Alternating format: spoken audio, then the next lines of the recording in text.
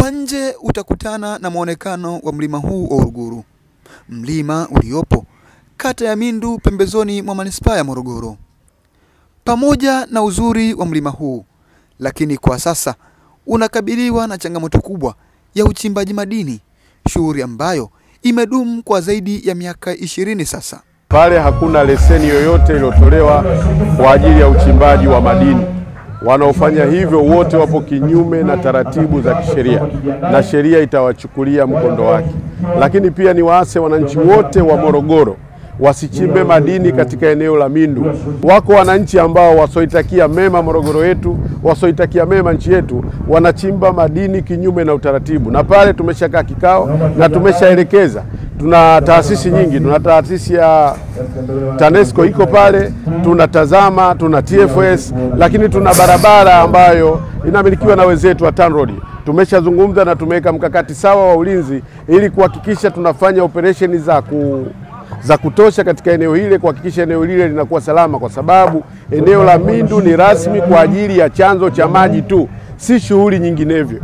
Baadhi ya wananchi wa kata hii ya Mindu hapa wanasema ni muhimu serikali ikaweka alama za katazo ambazo zitasaidia kukomesha shughuli hii ya uchimbaji kiholela.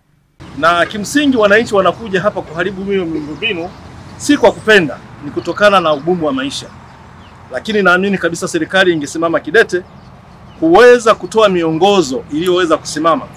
Jambo hili leo tusingekaa hapa na kuliongelea.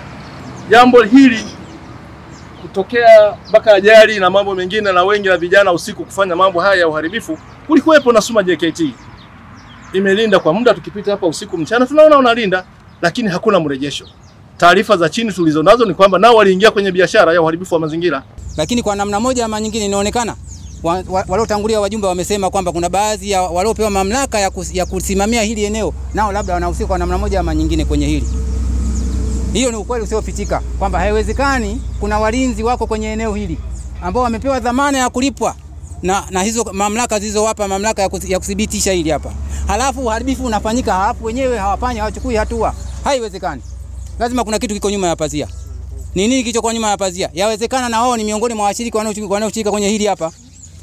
Kama kweli ni mlinzi, halafu mtu anaiba ndani kwako, halafu uchukui hatua, kesho unatamani kesho kuja unakuja kusema kwamba mimi naibiwa. Haiwezekani. Kwamba wale wahusika wa mazingira, hapa tuna wahusika wawili au watatu.